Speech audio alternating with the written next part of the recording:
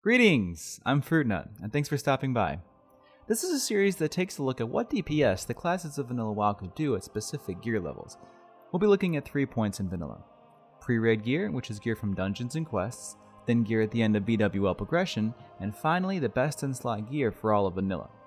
Check out the description below for some guidelines I follow on my gear sets and more specifics on my general testing for this series. I want to test every DPS spec that was available at the time.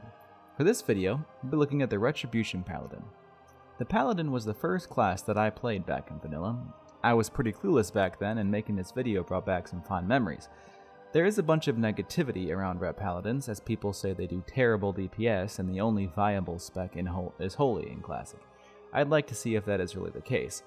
I put a lot of time in testing for this video, and I'd say that there is one pretty big bug that I came across. It seems that the talent Vengeance, which increases your damage by 15% when you crit with a melee spell or ability, doesn't always proc when it's supposed to. So I expect the damage you see in this video to be lower than what it should be. All of this testing is done on a private server, so results may or may not resemble what we'll see in Classic. I also make mistakes, so gear choices and DPS rotations may not be the most optimal. That being said, let's see what I could come up with and start looking at our talent choices. So here is our tree.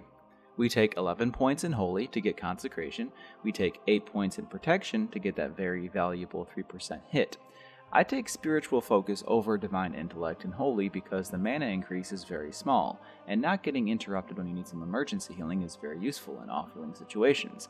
Improved Devotion Aura will be common among Paladins, so swapping to Redoubt in Protection could be useful if you ever need to off-tank. Now, let's move on to our gear sets.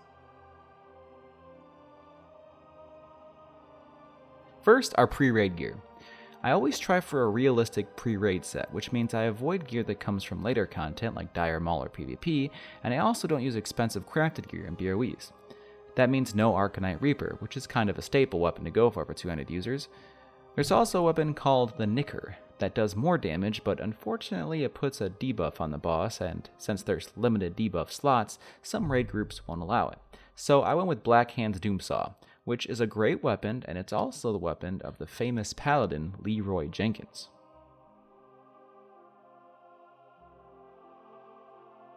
Next, we have our BWL gear set.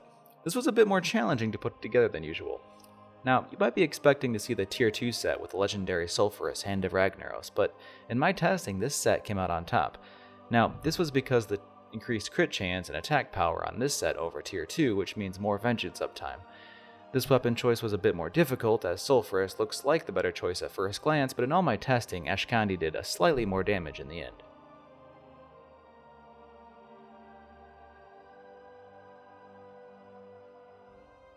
And finally, our best in slot gear set.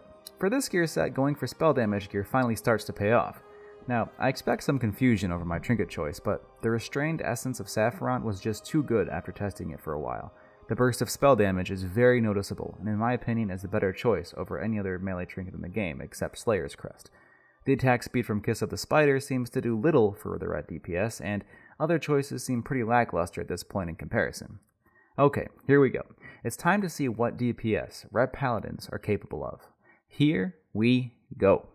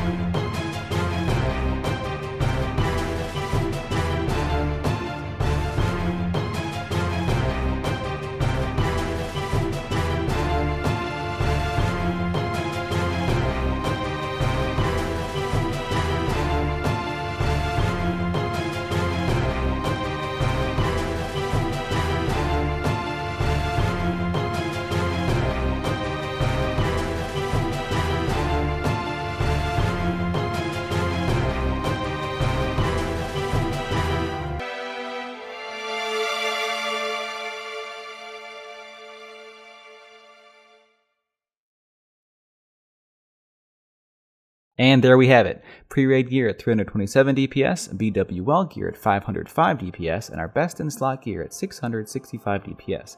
As I said before, I did notice that there was a bug with Vengeance not proccing as often as it should, and so DPS numbers should be higher.